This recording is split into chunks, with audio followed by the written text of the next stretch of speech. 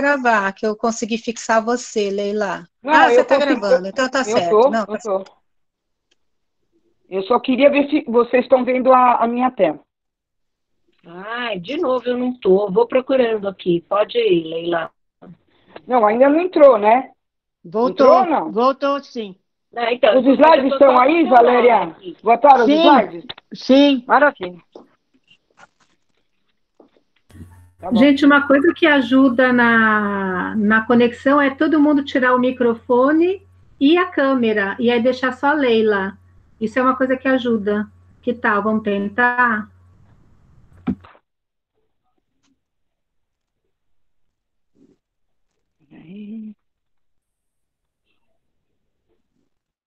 Estou permitindo ainda a gente para entrar.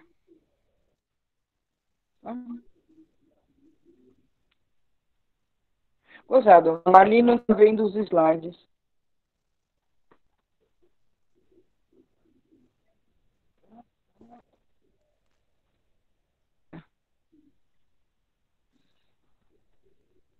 Eu quero saber se todo mundo está vendo os slides.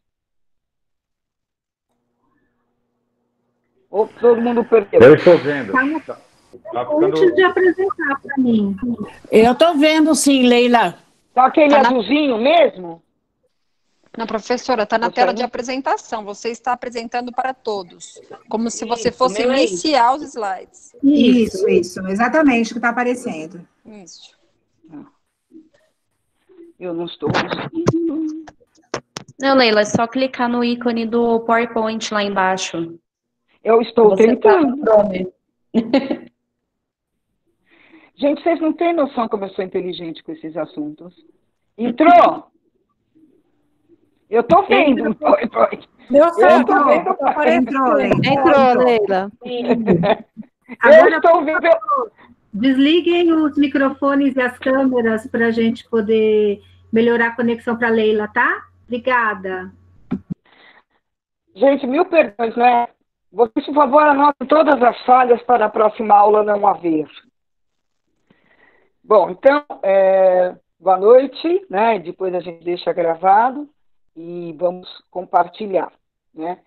A gente pensou em levantar alguns aspectos, isso não dá para fazer isso em 40 minutos, né?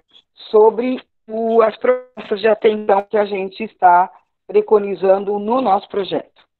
De uma maneira bastante flexível também, e desde o início sempre dizendo que a gente respeita os terapeutas. Mas eu acho que vale a pena a gente falar um pouquinho. E cadê meu próximo slide que não quis entrar? Por isso que eu tenho que fazer assim, ó. Aí, então, as consultas terapêuticas, né, são usadas em saúde mental, alguns slides a Cláudia e a Cleli vão reconhecer, a gente estava no hospital, né? Então, já vêm sendo usadas há bastante tempo, né? E elas têm uma inspiração na psicanálise winnicottiana. O que não significa que quem tem outras formas, outras abordagens teóricas, vão ver como ela funciona, obrigado, a nossa inspiração é a psicanálise winnicottiana, mas pessoas que trabalham segundo outras abordagens teóricas, por ser uma proposta, né, do que agora, dentro da escuta, a gente pode pensar em outras abordagens. A que eu sei é esta, né? Então, eu acho que também é interessante localizar um pouco teoricamente. Então, 3 conceitos que parecem muito simples e, na verdade, não são, né? Que tem a ver com a psicanálise winnicottiana, é o brincar, o espaço transicional e o holding, né? Que dá nome até ao laboratório. Bom, a ideia do Winnicott, a gente é médico e atendeu mais de 40 anos num hospital infantil. Né? O tempo da guerra ele saiu e depois voltou. Então, ele considera que a entrevista diagnóstica deve ser uma entrevista de caráter terapêutico. Porque, a rigor, as pessoas quando procuram um clínico, como é o nosso caso, depois eu estou fazendo a apresentação, está ficando bonita. Nós fizemos, só para vocês terem uma ideia, sem contar essa semana, um monte de gente teve primeira consulta, até sexta-feira, nós temos 634 pacientes em atendimento.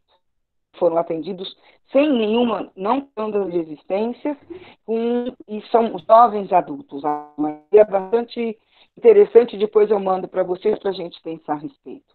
Então, essas pessoas que nos curam, claro que a gente está acontecendo, se a gente pode atender ou não, né? Vamos fazer um diagnóstico que não é uma avaliação psicológica, mas as pessoas precisam e querem se ajudar.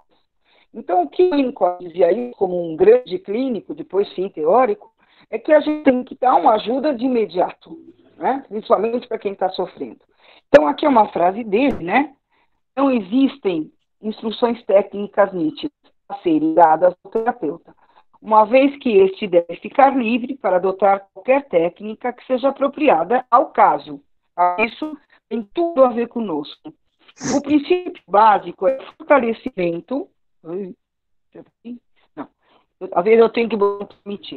Então, o fortalecimento de um sétimo ano, embora o terapeuta fique livre para ser ele próprio. Mas ele não pode distorcer o curso dos acontecimentos por fazer ou não fazer coisas, ou por causa da sua própria ansiedade ou culpa, ou sua própria necessidade de alcançar sucesso. Então, é um encontro. Nós temos que a presença do terapeuta é esta, o piquenique é do paciente, e até mesmo ele, quem faz é o paciente. Então, caso a caso, a gente vem falando desde o início, e é evidente que isso aqui exige, né, de verdade, um conhecimento e uma experiência muito grande que a gente vai adquirindo. Ninguém tem que ter tanta experiência assim, cada caso é um caso mesmo. Então, a gente considera as consultas terapêuticas, por exemplo, assim, é tratamento, ponto. Que se enquadra, como nós vamos falar sobre a psicoterapia, como um enquadro clínico diferenciado. São settings tem a ver com enquadre, né? Alternativos, nos quais o método psicanalítico ou psicoterapêutico, se preferirem, pode ser concretizado com rigor. Ou seja, não é um papo do bar, né? É um enquadro. Agora, é muito interessante pensar que o setting tem a ver com a sala, com o tempo de duração da consulta, e na internet, que acho que o Winnicott nem sonhava, o setting mudou completamente. Ele é humano mesmo e é amplo, né? É o mundo, porque as pessoas que conseguem entrar, e isso vai fazer a gente repensar muitas coisas. Repensar, inclusive, o alcance desse trabalho, que eu tenho visto, várias pessoas já me escreveram, a gratidão dos pacientes, quer dizer, e como a gente lá na USP outro dia, e aqui o Caio já falou para mim também, o apoiar online não vai acabar, né? Talvez, claro, vamos ficar com 600 e tantos pacientes. Bem, o potencial, né, das consultas terapêuticas, o que se preconiza é que a possibilidade de uma comunicação privilegiada entre paciente e terapêutica é a base de confiança por parte do paciente. Então, a escuta sem julgamento, e aí a gente fala, mas ela não contou isso nunca, ninguém contou para mim que sou um estranho.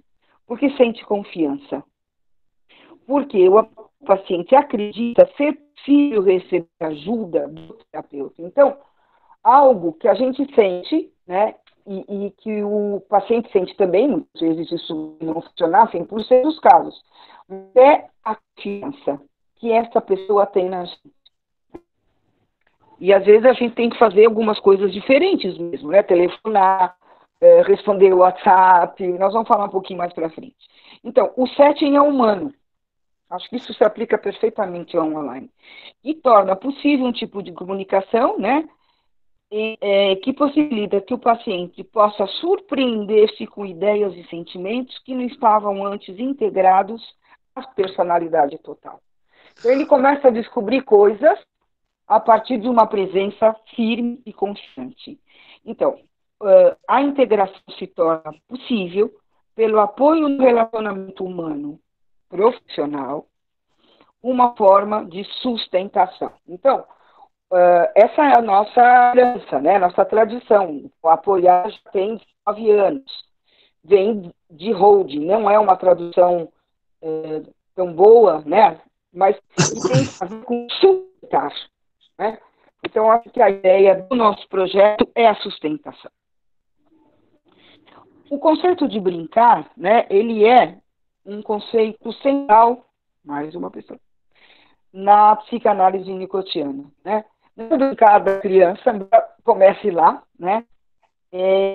Tem a ver com o desenvolvimento emocional. Por quê? Ele fala do brincar que se instala no espaço transicional, é esta palavra mesmo, né? De transição. Então, o espaço interno e o espaço externo é nesse intervalo, né, que se desenvolve o brincar. Como as crianças fazem, né? Então, os bonecos têm nome, eles não são uma alucinação, mas não são uma pessoa de verdade. Tem os objetos transicionais, toda a teoria, a gente não pode entrar aqui. Amplia esse espaço e ali vai entrar o brincar.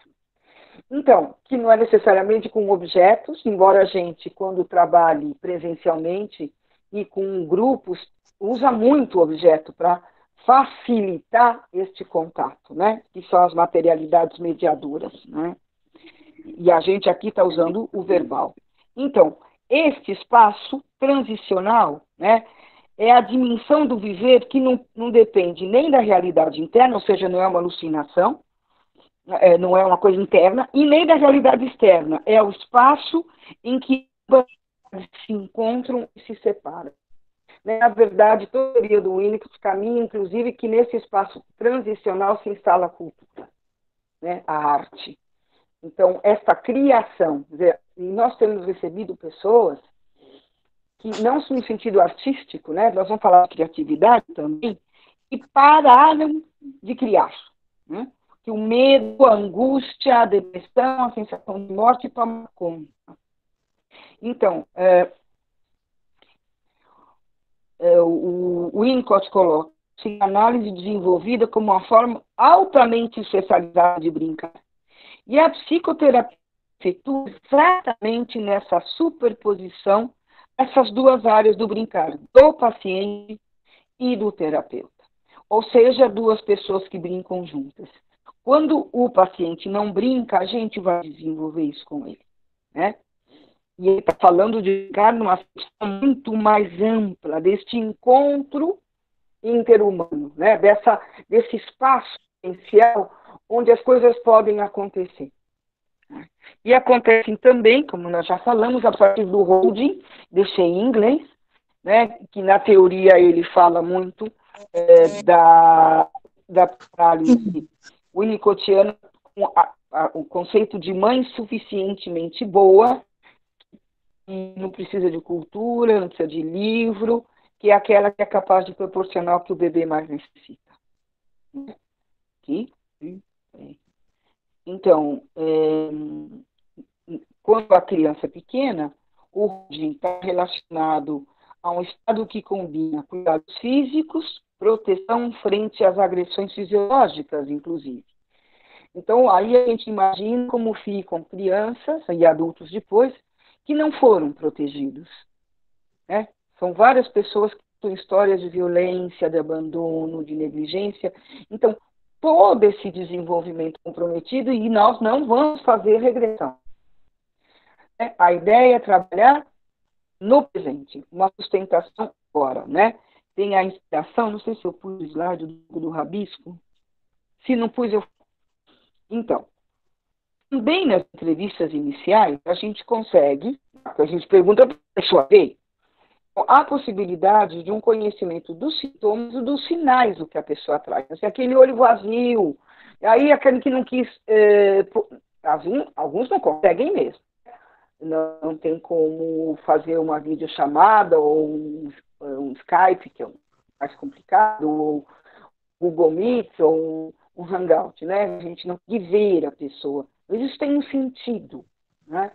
Então, eu até conto daquela paciente que ficava no escuro, com a luz batendo no rosto dela, de óculos escuros, parecia uma abelha falando comigo, assim, gigante, né? Uma coisa até assustadora. E o processo de sair do escuro, de acender a luz, né? Foi muito ligado. Um dia que eu falei meio que sem querer, pensar que teria tanto efeito, disse que ela estava presa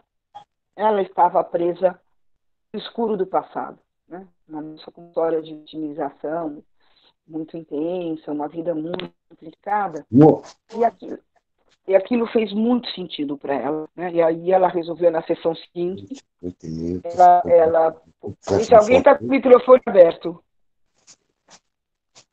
Então, e aí, dá chiado aqui. Enfim, ela conseguiu sair do escuro do passado, né? O método, as consultas terapêuticas que a gente conhece, então, são baseadas nesse tipo específico de método clínico. Isso é muito importante. Vou repetir da frente. Um autor com o qual a gente, até de for o caso, nós estamos sempre, portanto, essas aulas assim, mais resumidas, de teoria, um autor que a gente no laboratório usa muito é o José Blecher, né? Um psicanalista argentino, muito voltado para a instituição, para a sociedade, extremamente inovador para a época em que viveu, né?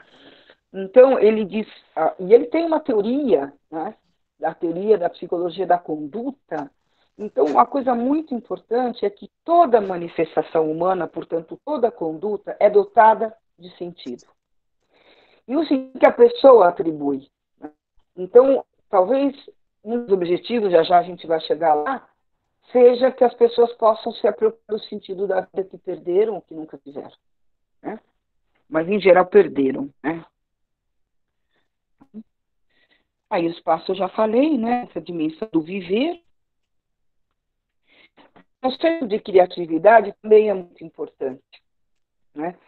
A ideia, essa é uma ideia bonita do Winnicott, que quando um bebê nasce, pequenininho, a mãe, né, o ilude de que ele é o rei, né? Sua Majestade o bebê, isso é do Freud até, né? Sua Majestade o bebê. Que ele é o Deus e cria o mundo. Aí a gente passa o resto da vida sendo desiludido. Né? Tem que começar pela própria mãe e a realidade vai mostrando isso. Tem gente que continua achando que é Deus a vida inteira. Né? De qualquer maneira, é necessário, né, nesse intervalo entre ilusão e desilusão, recriar o mundo. Mas acontece aos poucos, com o mundo sendo apresentado devagar para essa criança. Então, vamos dizer, o bebê alucina um seio, se apresenta um seio, e ele crê que criou este seio. E depois, aos poucos, ele vai entendendo que não. Mas se ele não tiver a ideia de que ele criou, é quase como se ele precisasse se iludir para se desiludir. Né? Precisa acreditar, pode, para depois perceber o que não pode. E o que eu tenho visto dos nossos pacientes, pelo menos nos meus e em várias supervisões, as pessoas se sentem sem nenhum poder. Perderam a capacidade de criar. Criar no sentido de criar vida, esperança, confiança, futuro. Né? Então, acho que estamos chegando no que seriam os nossos objetivos. Né? Resgatar um viver criativo, que tem a ver com... Você consegue fazer isso em algumas consultas, dependendo do paciente. Constitui um estado saudável, um mundo não apenas algo ao que o indivíduo tem que submeter ou se adaptar no sentido da submissão. O conceito de viver criativo transcende a criação artística e está ligado ao estar vivo e à forma com a qual irá relacionar-se com a realidade externa. Então, vocês já devem ter visto pessoas deprimidas. Hoje eu atendi uma moça muito deprimida, esses casos estão me chamando muita atenção, que é pós-Covid. Eu acho que preciso estudar isso. As pessoas que tiveram a doença e ficam muito mal após, no sentido mesmo de um estresse que viveram, talvez até um estresse pós-traumático. Essa menina nem teve uma Covid forte, atacada, mas ela chora, ela está muito deprimida. Assim, já precisou, né, procurar remédio. Ontem ela estava num desespero, me ligou, eu tive que ligar, tentei acalmá-la, e ela me disse hoje que ela perdeu tudo que ela tinha, que ela tem a fé, né, ela é uma religiosa, tem uma religião, que ela não acredita mais em nada disso, né, e que esses pensamentos a atormentam. E que ela nunca pensou como pensou ontem, né?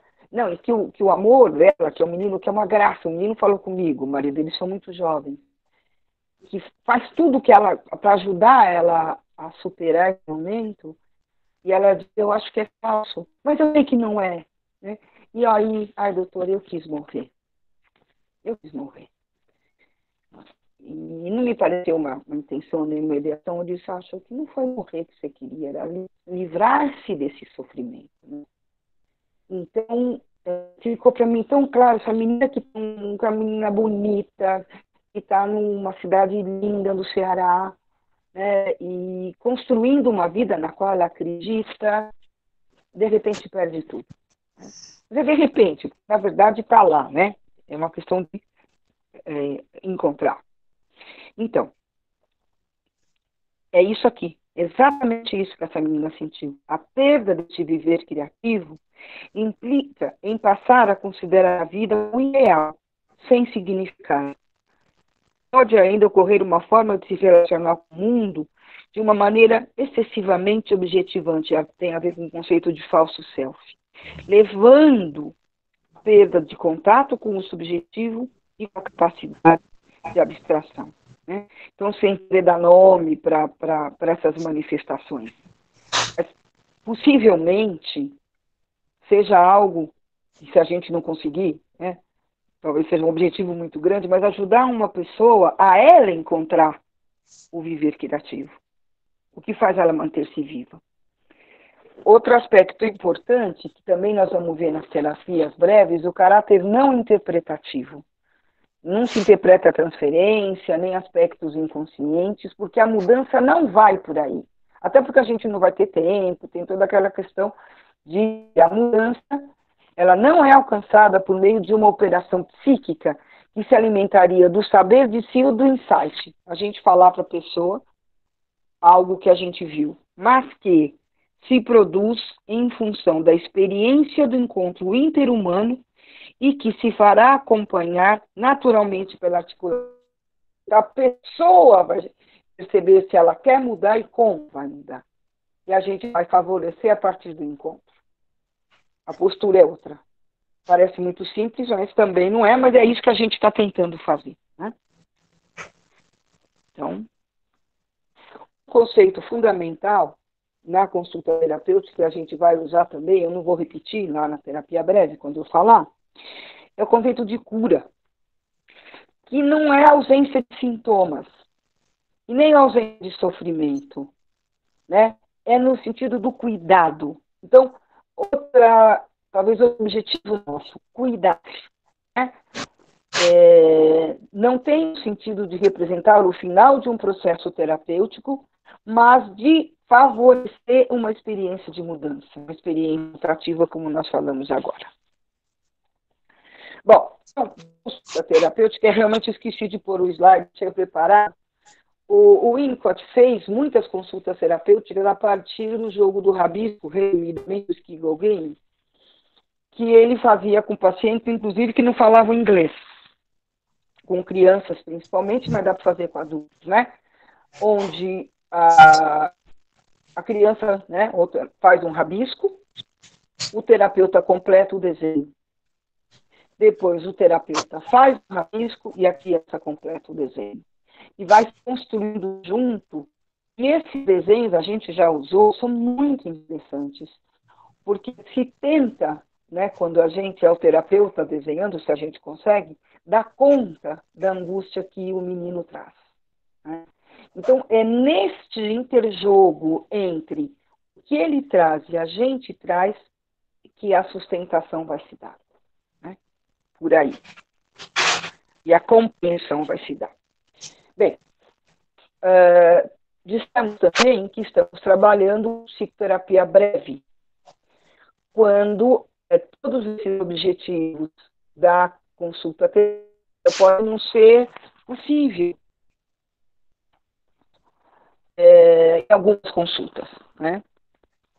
Então, a psicoterapia breve tem várias coisas. Eu trouxe um texto da Iraí, que me orientando, a coordenadora de curso, todo mundo deve conhecer, É um texto antigo, mas ele é interessante porque ele nos localiza, e eu quis trazer um pouco, né, talvez a ideia dessa aula fosse trazer um pouco de fundamentação teórica, depois eu posso mandar tanto o texto da Irani como um texto que eu escrevi, e né, algumas coisas como do Eduardo Breyer também eu posso mandar para vocês, e alguma coisa do nosso texto de consultas e oficinas terapêuticas que eu fiz com a Cláudia faz uns anos. Então, a psicoterapia breve é uma das principais opções, na opinião da Irani, para se tentar assim, estender o atendimento psicoterápico a parcelas mais amplas da população, pensando naqueles atendimentos longos e de uma consulta, né, várias vezes por semana, que acaba tornando o processo caro, complicado, né, elitista, que nesse momento em absoluto se aplica, né? Às vezes a gente atende duas pessoas, uma pessoa está sofrendo muito. Então, nesse sentido, é uma intervenção terapêutica com tempo e objetivos limitados.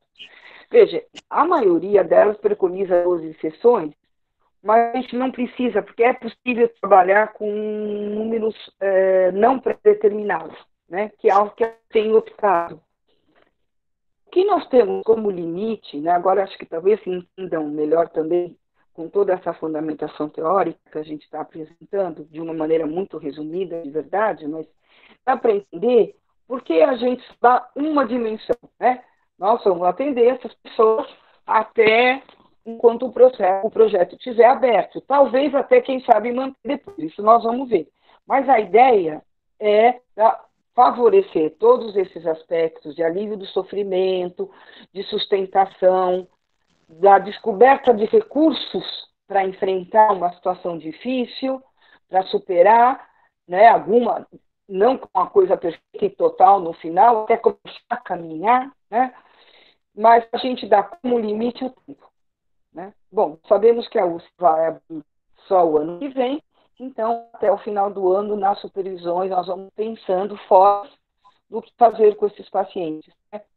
E quantos de vocês vão querer continuar ou não, o que nós vamos fazer.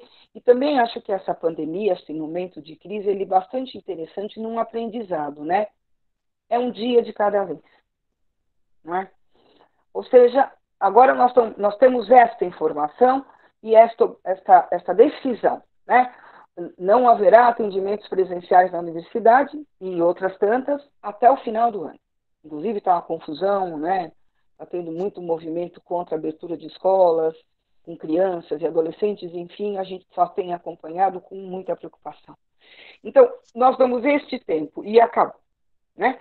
E os objetivos são limitados, claro, porque não é uma reestruturação, uma reconstrução da personalidade, mas é, talvez muito mais importante neste momento, né? É tudo isso que a gente falou, esse amparo, esse suporte, essa possibilidade de sustentação, essa busca do viver criativo, né? Que pode ter sido perdido. Bem,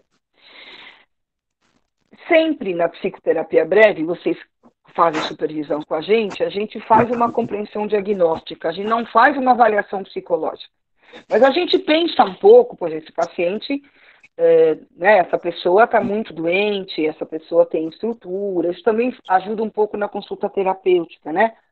Então, a partir dessa compreensão, a gente pensa num foco, isso nas terapias breves tradicionais, né?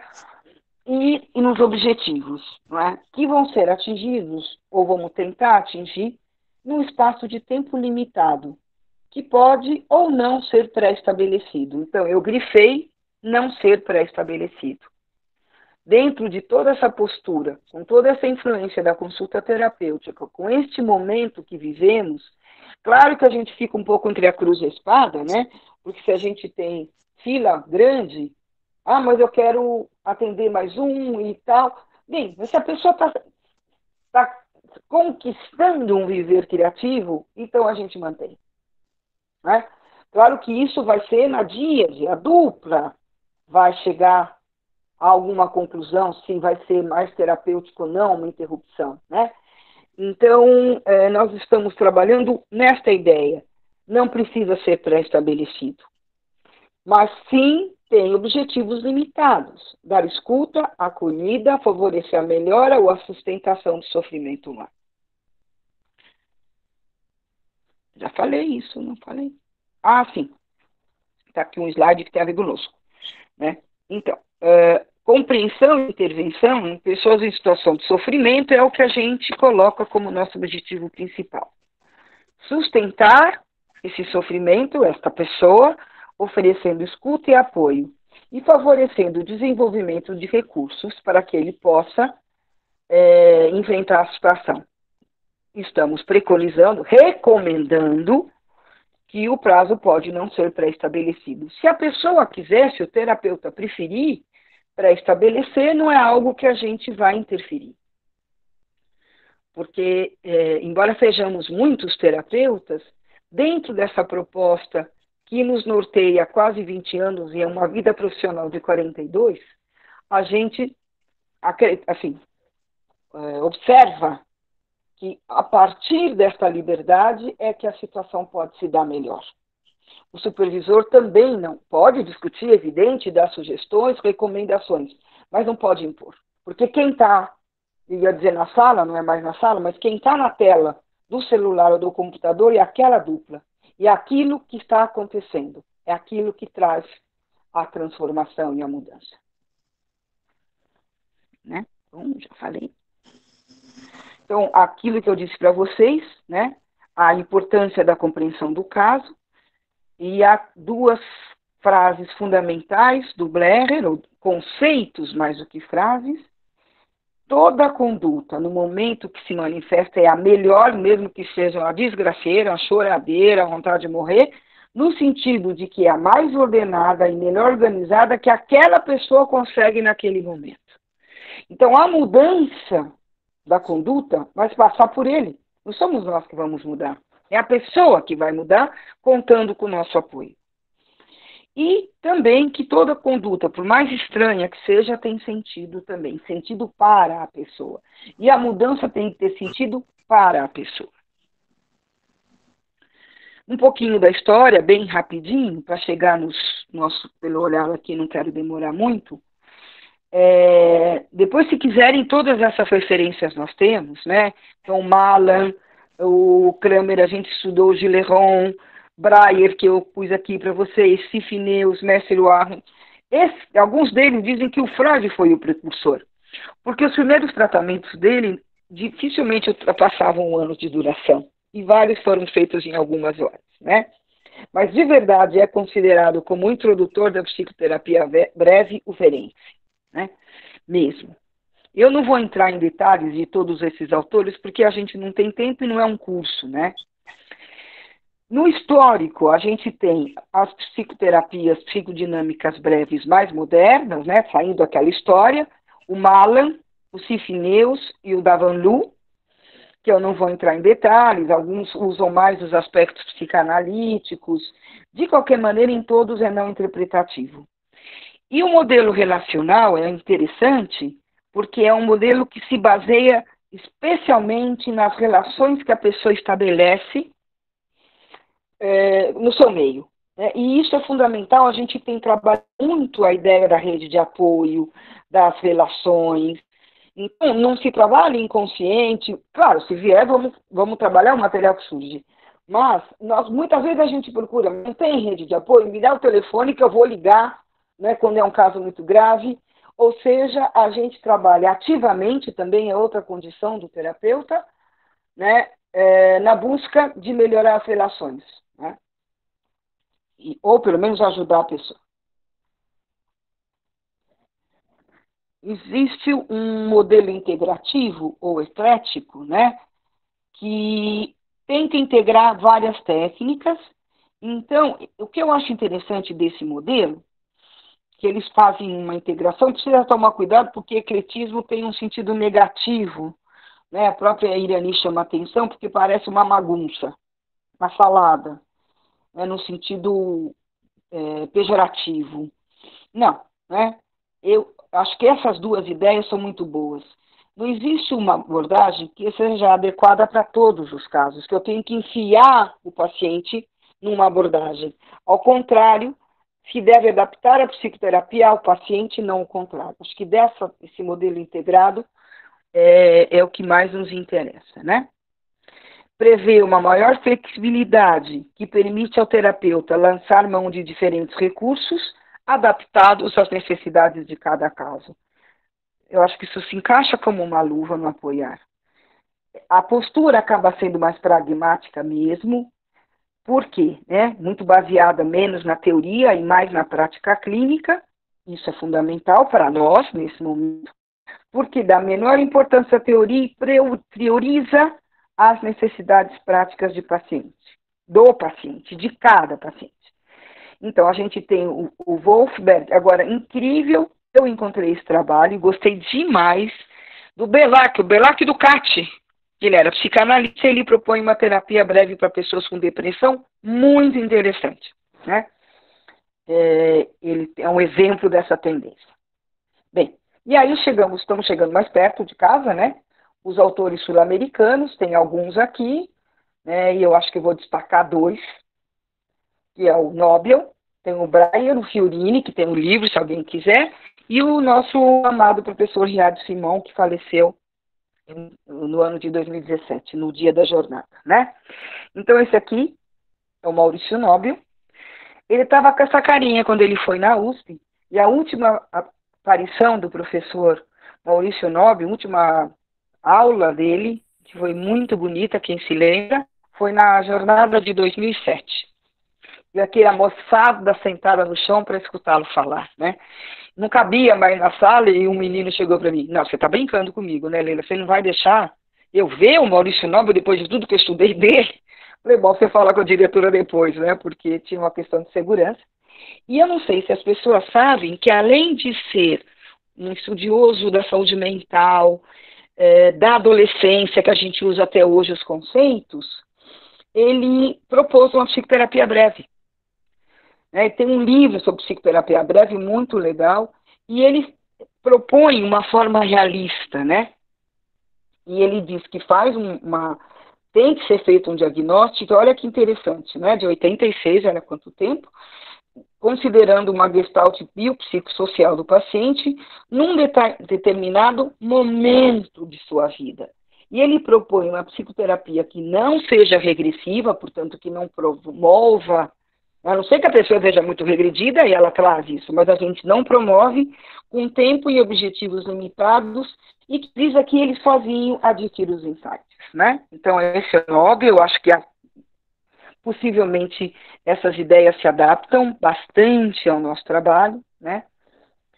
E ele propõe, então, essa psicoterapia breve. Esse texto da Marília Visotto, que esteve conosco na jornada, a Gleisi deve lembrar, ela foi buscar o Nobel em Campinas, e ele se apresentava como o argentino mais brasileiro de todos os tempos, porque ele se naturalizou no Brasil. Ele era brasileiro por ter se naturalizado, e veio para cá na época da ditadura lá na Argentina, né?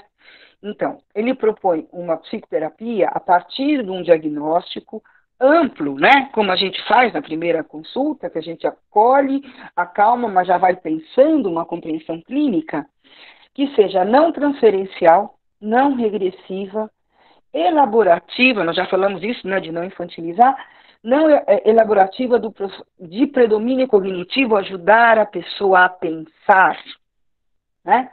Ela tem que pensar os próprios pensamentos, mas a gente pode ajudar, e de mutação objetal, isso é muito interessante, que a pessoa possa pensar, né, não sair dos objetos primários rígidos, objetos a que ele está chamando no sentido psicanalítico, né, pais, e conseguir se relacionar no presente e se tornar sujeito da sua própria história.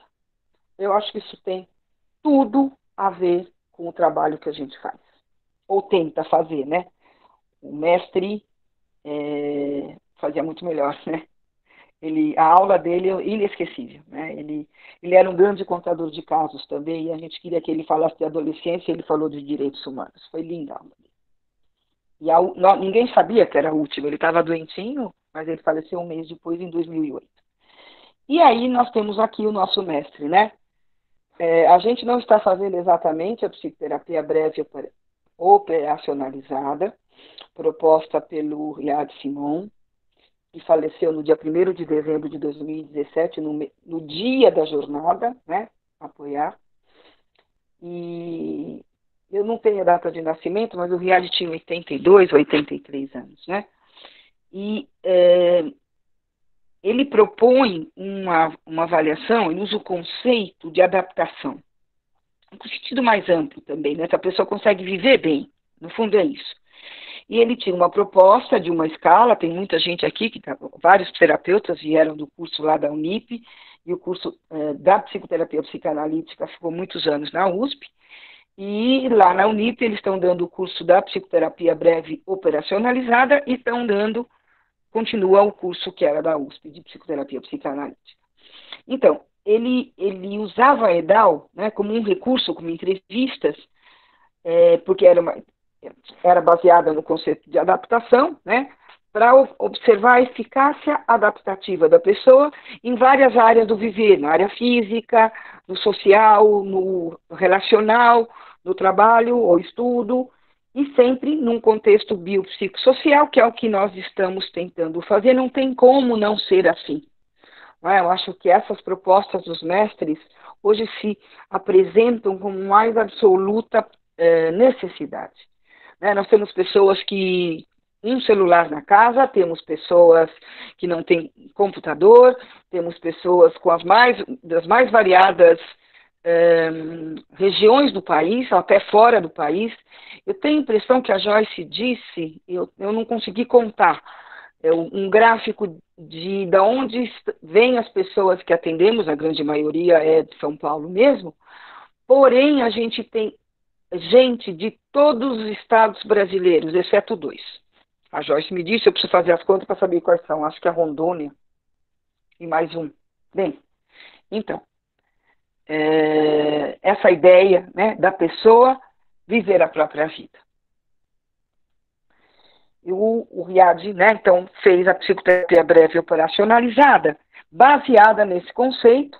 Então, ele usava a EDAL e depois propunha em 3, 4, quantas entrevistas necessário, e aí tinha toda uma forma de observar como aquela pessoa estava, e propunha a psicoterapia breve, né, como esse contexto, né, está aqui, ele formulou em 1989, e ele foi colocando, né, que a gente deve ajudar a pessoa, ele mesmo, a encontrar soluções mais adequadas para as suas áreas, nas áreas do seu viver.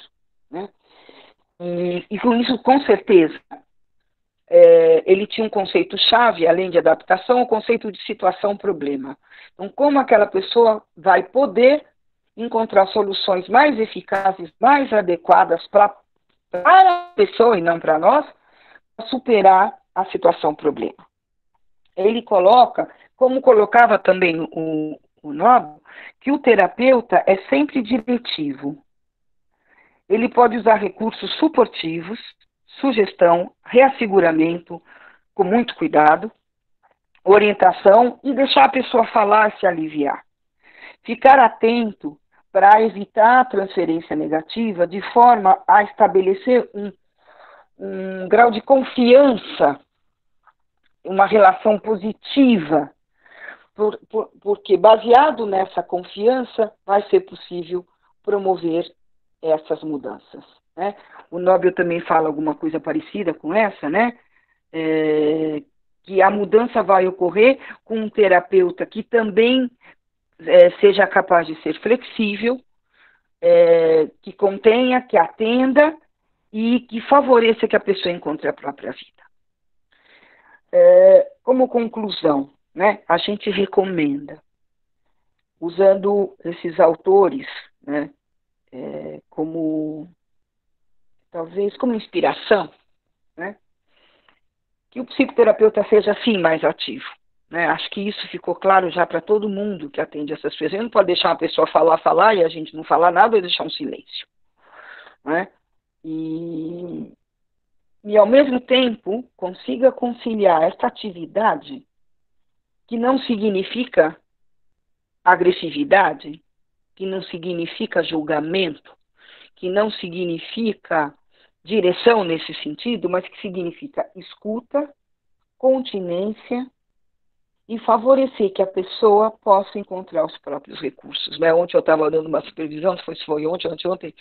Como é que eu faço para minha autoestima? Eu tive vontade de responder muito simplesmente, eu contei para o grupo, né? Compre um espelho. Quer dizer, olhe-se, né? Então, era uma coisa assim, né? Busca seus recursos. Vamos buscar minorar o sofrimento, favorecer que a pessoa possa buscar o próprio sentido do seu viver, doente ou não. E isto pode ser até um encaminhamento e até a conclusão do nosso limite. E obrigada. Cabe.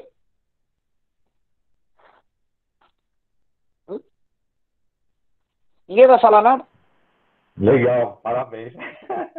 Ninguém vai falar. Eu posso mandar o slide. Muito bom, Leila. Professora Não, Leila, mas- muito esclarecedor. Ótimo, adorei. Não precisa. Parabéns, Muito bom. mestra. Eu queria perguntas, eu não queria elogios. Muito bom.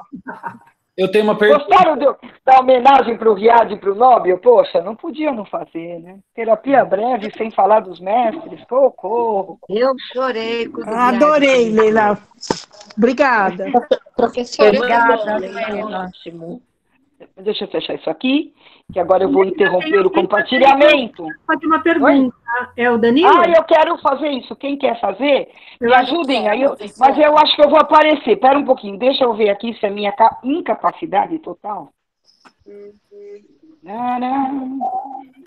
Parou aí o compartilhamento? Parou. Parou. Só que você não está aparecendo. Eu não estou aparecendo. Falta Eu a sua tinha que imagem. aparecer. Falta eu. Falta a sua imagem. Cadê eu? Estou aqui. Eu não Você apareço. está com a câmera ligada, será?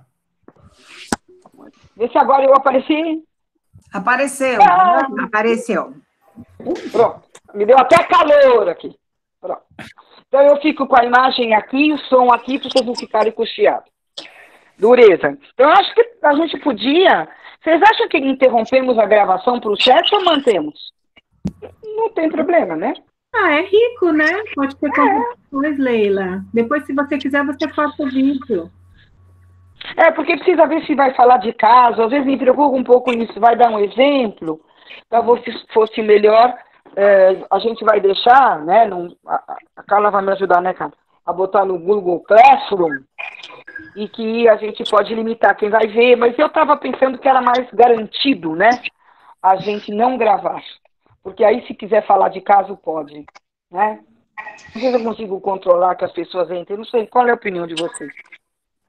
Acho que é bom não gravar, de fato. Por causa disso, né? Não acha? Nunca, e se for fazer caso, deixar os casos para o final. Não sei se dá para... Também pode. Se alguém tiver alguma dúvida mais teórica, né? Porque, assim, é muito comum numa aula dessa, né, que a gente falou, do que a gente faz, eu querer falar de um caso. Eu mesmo falei na aula, né? Então, bem pouquinho, mas falei. Então, Leila, acho que é... Oi. Leila, eu vou pro aniversário da minha neta. Desculpa, Vai, vou ter que imagina, sair. Tá bom? pode ir, querida. Um beijo. Querida, Onde eu obrigada. paro? Pronto, interrompi a gravação. Acho que é melhor.